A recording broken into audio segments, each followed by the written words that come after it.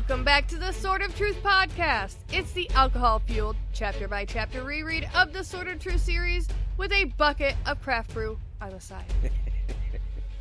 An appropriate amount. I'm Jade. And I'm Nate, and on this episode we are stepping into chapter 21 of Blood of the Fold. Though, if we have an entire bucket of craft brew, it may be more of a stumble. A faceplant? Or a stammer? No, a stammer is when you talk, right? It's like stumbling with your mouth. No, I think you can stammer with your feet, I think. I don't know, maybe. Who knows? I think we're going to find out. It also depends on what's in the bucket. Like, what kind of beer is in the bucket. If this beer is in the bucket, you're not walking anywhere. You're not getting through the bucket, let's be real. Challenge accepted. Would not allow you. But we will talk a little bit more about that in a bit. Yes, we will. As for right now, I think it's time to get down to business. Yeah, because it's kind of a long chapter. You know, I can't... Every time I hear you say that, you've said it a couple times the last couple of chapters, and I want to start singing that song, and it's just terrible. Let's get down to business. You're talking about Hercules. Oh my god. No. It's Mulan. Yes. It's Mulan. Thank I you. apologize. To defeat the Huns. Okay, yes. Business, though. Down to it. If you're going to sing, we got time. I don't know. No, we don't. I think all of our listeners will agree. We're willing to wait a few minutes. Go for it. Try and slip it in later in the podcast when I'm a little drunker, and you'll get a lot farther, yeah. All right, after the beer, then. So we start this chapter off with Sister Phil, which always fucks me up. It's Philippa? Yeah, but I'm not typing that shit. That's fine. No, we're still going to call her Phil. Yeah. Sister Phil, every time I read it, I was like, that can't be right, but it is. Yes. Her and Verna are in the middle of a very serious conversation. Verna is making sure to flash her ring of office so that Phil can see it. She's just stretching it out and putting it on the desk like, hey, check that out. You got one of those? Oh, no, you don't, do you? Because I do. Let's not forget where the authority lies here. I be the boss. And Verna, it's actually pretty convenient that she is the boss because she has decided that some shit is going to change around here. She's decided that the test of pain won't be happening anymore. No, this is her final fucking decision on this matter. She's thought this through thoroughly. And actually, it's not really fair to say that the test of pain won't be happening anymore. It's just not going to be happening in the way that it has been happening for thousands of years. It's more of a heart pain than a body pain. Yeah. And that's her point. Yeah. Phil tries to argue that there is no other way to gauge if a boy is ready to take the Radahan off. You gotta hurt him. You gotta hurt him. Did you hurt him? It's like, oh my god, when you call for technical service and they're like, did you turn it off and then back on again? Well, did you try hurting him? Huh, and that didn't do it? Weird. Did you try making him writhe in pain for hours? No? Oh, you gotta try to do that first. Have you tried tearing a thin strip of skin? Yeah, I'm sure everybody was happy to remember that. Yeah. But that ought to do it. I think so too. So Verna points out that Phil has been at the palace for 470 years. She's 479 to be exact. Yeah. So unless the sisters are just too stupid to follow the creator's wishes, then they should be able to come up with a new strategy to make this test work.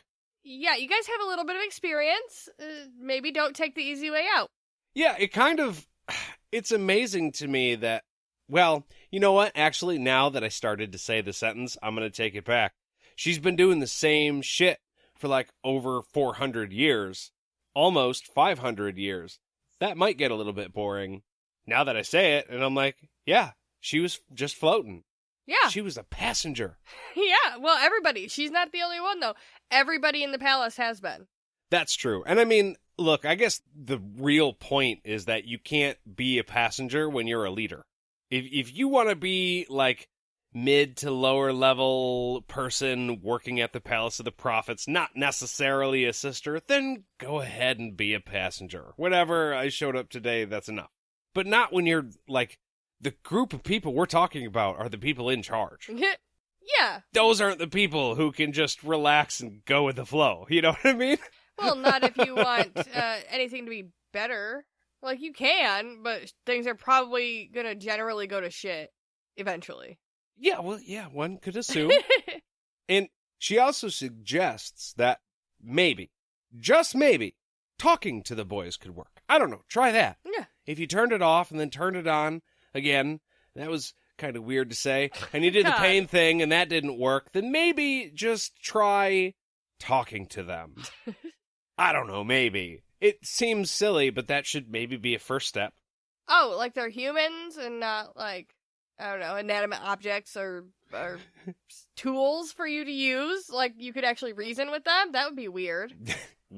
Right? Yeah. I mean, just the thought of it's weird.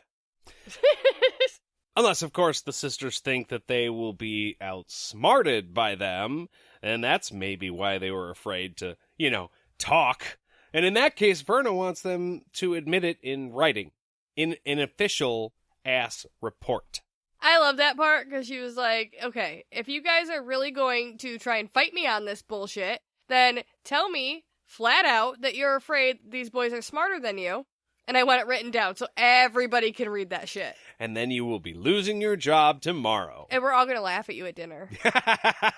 We're going to talk about you so much. Oh my gosh, so much. So when Phil goes to leave, Verna says that the sisters are supposed to test boys to make sure that they have been taught to use integrity to make the hard choices in life. We've talked about this earlier on the show. Torturing them doesn't prove shit. Now, this last line, 100% true, right? When it's a measure of the heart, not the body, torture doesn't do anything. However, we have had a couple examples of torture in this book alone so far, and how, like, Brogan uses torture, and even though we've been told it doesn't necessarily mean that what you're told is true after you've been tortured, or after you torture somebody. It's what you want to hear. It's what you want to hear, so you use it. On the other side of that, Richard did not have the first file torture people to get information, but the first file tortured people to get information, and then they totally just went along with the information. Yeah. So it's like, whenever this... Necessary and I'm evil. Not, yeah, well, that's what they're painting it as, and I'm just saying that torture is not good. I'm not condoning torture, but I'm kind of amazed that there's 3 or 4 hard stances on torture and how it's okay and how it's not in this book so far. Now, granted, we'd like to believe that the good guys are the ones using torture the best. Well, I think, but yeah, right? I guess the point would be, the difference is that other people being tortured usually are adults, right? And these people are adults. They're old usually, but they're being taught. Like, these are people in training, and you're torturing them to get an end result. Like, I don't know. There's a certain different twisted, like, you're only going to breed madness from that. Just like the Mord Sith. Yeah, I mean, I could see that. I mean, I don't know exactly where I was going with all that. Torturing doesn't prove anything, but it gets you places. Sometimes. Not always good places, but that's all. Torture will work in the case of a superhero, like Deadpool or something, where they're trying to actually bring about a physical change, because then it would be wildly effective. But other than that, probably no. It's okay if our hero does it, otherwise Well, you said that. But the point of all this was just, Verna really wanted Phil to understand, like, why she made the choice that she made. She didn't want her to just be like, oh, I'm just impulsively stopping the test of pain. She's like, no, I want you to fucking understand this. Why it's important. Yeah. Right. And she also acknowledges, Phil, that she had her own test of pain, right? Not getting a shot at being the prelate. She's like, that one was snatched away from you. Check out the ring. Once again, see how cool that looks? But she has handled it with grace. Like, she hasn't had a bad word, or she hasn't said a bad word to Verna anyways after it happened. She's just like, all right, you're the lady. It is what it is. She doesn't necessarily have to be happy and cheery about it, but she's handling it like a fucking adult. Yeah. The test of pain is how you deal with those really hard pieces of time in your life. And if you fucking freak out and explode all over other people, or if you, like, swallow it down and act how you should for the betterment of everyone, not just yourself. But that doesn't make you the prelate, just so we're clear. No. Unless you're going to fight me for the ring. Just saying. I will show you a test of pain. You want to wrestle? Dulcie, bring it. We're talking to Phil. Phil. Damn it. Phil. So after Phil leaves, Verna goes outside of her office and she tells her admins that it's late and they should go to bed.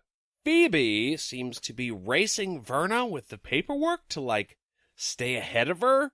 People like this, while I appreciate their hard work ethic, also piss me off. If they're, like, in contention with me, I work hard at work, and, I mean, there's not really another person at my job that does the same exact thing I do, so it doesn't really work, but it's like when the boss man just keeps throwing orders at me faster than I can get them cut, it's frustrating as all hell, and I'm like, hey, give me a second, okay? Let me get these 5 done, and then I'll get to the next 5.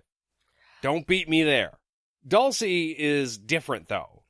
Dulcie is a little bit different, though. She works just nice and steady. She's not rushing at all. Yeah, I feel like there's 2 different methods of working there, and I appreciate, like, the people who try to keep ahead and, like, move really fast. If there's, like, an incentive, like, are we getting out early if we get work done? Then fuck yeah, pound through it, let's go. If not, if it's just going to be the same time we clock out, and then tomorrow we're going to have to do the same fucking thing, no! Calm the fuck down. Nobody needs to do that all the time. It's like busting ass on Thursday when your boss says, hey, you might not have to come in on Friday if you get all this stuff done. Yeah. And then they add 10 more orders to your schedule, and now we're looking at Saturday. It's like, okay, that's fine, but I'm giving you a solid 70%. Yeah. Sorry, that's just the way it is. Like, I've got no incentive to sweat anymore. Yeah, I'm getting paid the same amount, so why? Yeah. Like, okay, I understand being great at your job and, like, trying to always do 110%, but you don't always have to do 110%, you know what I mean? Like, don't make your job harder, right? Why is not everyone unnecessarily harder, no. Don't make all of us sweat.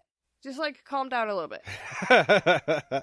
But the thing, like, and we touched on this a little bit, the thing that both of them seem to be doing is just pulling reports magically out of their asses so Verna will never get ahead of them. And we already know Verna is frustrated as fuck over all of this paperwork she has to do. Unnecessary paperwork, I might add. Yeah, and you know, maybe it's just because it's the reader perspective, but I'm suspicious of all of this. Like, I feel like, I don't know if it's just the wording, but it definitely feels like these women are magically pulling stuff out of their asses to keep Verna busy. Well, we have talked about that before. We suspected that maybe Verna didn't really have to be doing all this paperwork. Yeah. So that they, like, okay, just the fact that Goodkind slipped that concept in there means he wanted you to consider it. Yeah. So here we are, considering it. And if it were me, I'd be like, all right, look, you two, slow the fuck down for the next 2 days. If you can't, I will know you're up to some shit. And maybe just telling them, like, hey, I know Anne didn't spend every waking hour doing reports. There is no fucking way that there's this many reports that I have to sign all the time. Like, something is weird with this scenario that's going on. So you mean walk in and, like, false confidence where you're like, yeah, well, I know this isn't the way that Anne did shit. Yeah. This is funky, and I know it. Yeah. And just see if they're gonna... It's like when the kids do something bad or something's broken, and you're just like, I mean, I know you broke it.